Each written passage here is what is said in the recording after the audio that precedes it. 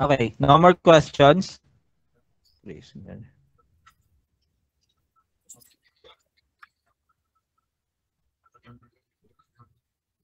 Anyone?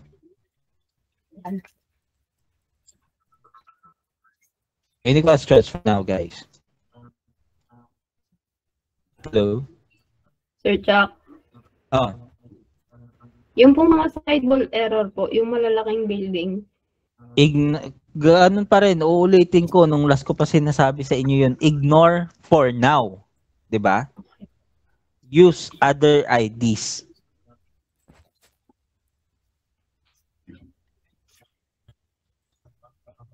Kasi mamaya, kapag sinabi kong i-clear ko yan, yung mangyayari niyan, makikiuso yung iba magpapaklear na magpapaklear. Wala na tayong magagawa kung araw na to kundi magpaklear na magpaklear. Tsaka gahol din yan sa oras nyo kasi every time na mag-clear ako, magki-clear user din kayo, hihinto din kayo sa pagtatrabaho nyo. So sayang yung oras natin dyan. Use other IDs. Marami kayong extra IDs. Gamitin nyo yun. Sir, baka ma-stuck sa ID ko. I-clearing yan mamaya kapag wala nang laman or bukas kung wala nang laman yung ating Ecoda na tabs. Sir, wala na po akong magamit na ID. O, ayan, wala kang magamit na ID. Okay, bigay mo sa akin yung mga building number, i-clear ko.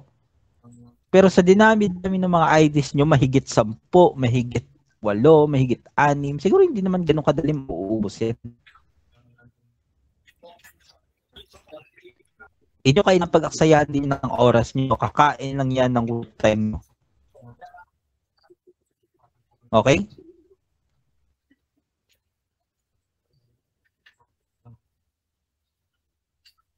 No questions? Kasi kung naka-question, pa ako, tapos magbabantay pa ako kapag open yung 1702. Yung mga naman, may wala. Yung mga orange ba na na-capture ng system na wala. kulay red? Ignore lang namin yan, di ba? Yung din, asan madam? Yung kasi may orange na nasa ano mo, nasa working area mo.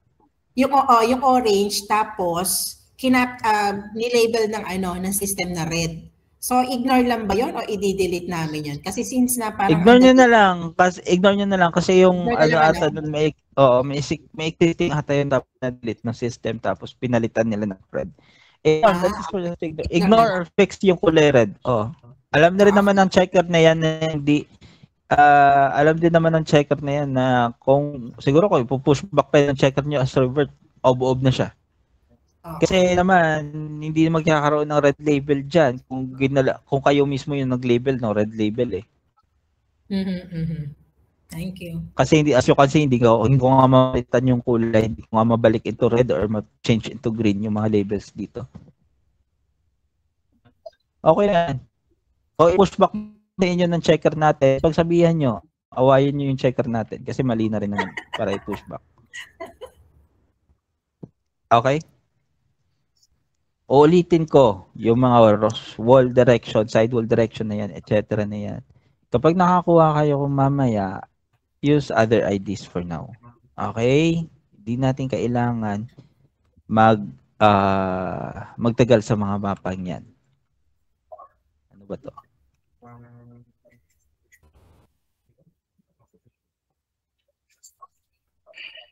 Delete na lang kita. Aba, ang dami nyo. Overlap with mask. Sir, papaklear ko po overlap with mask. Madidiskartehan yan. Gamitin nyo yung utak nyo. Madidiskartehan yan. Kulang lang kayo sa idea. I-move nyo yung label.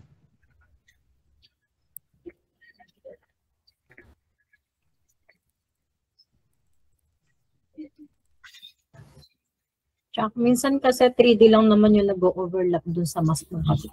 Pwede bang i-adjust? Ayun nga. Pwede rin naman i-adjust po yung 3D. Pero ito, in-adjust ko talaga tong label kasi tignan mo naman, pati 3D, nagsasapawan.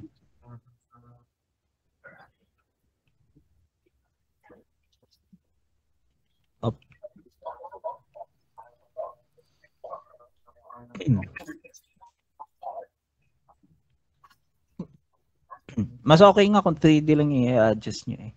Pero kung talagang pasok na talaga siya sa kapitbahay, pati label mismo, tsaka naman natin i-move yung buong label. Gaya nito, 3D lang naman, di ba? So yung gagawin ko, i-move ko na lang yung 3D. And then that would be fine.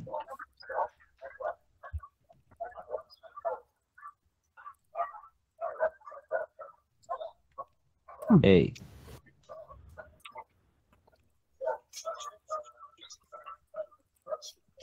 Michael Angelo na to, sisingilin ko na to mamaya eh. Parang araw-araw na lang Sabi ko. tinatrabahuan ko yung mapa niya, yung ID niya eh.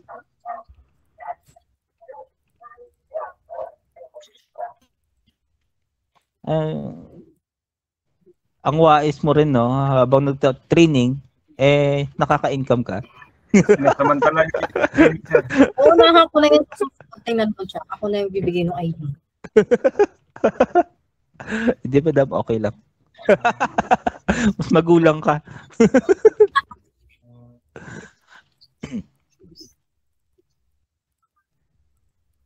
Okay lang sir, butasin. Ano yung butasin? Huwag mo nang butasan. Di gagawan mo pa na diskarte ah. brown. Gagawan pa niya yung brown label. Gagawan pa niya ng cavity tapos ipapasok doon kulay brown sa loob ng cavity. Huwag mo nang pagtripan ng ganyan. Sus nako. Sayang oras mo. Again, ulitin ko, para sa mga newbies and then para sa mga nagtataka kung ano yung Tab 17 Auto, standby kayo dito guys. Standby kayo dito kasi mamaya, pag nag-open yung tab na yon, magkakaroon tayo ng quick demo about that ulit. Kasi nawala. Ang ganda ng timing ng training natin eh. Every time na mag-training tayo, may mga nawawalan tab. Pagkatapos ng training, magkakaroon ng error.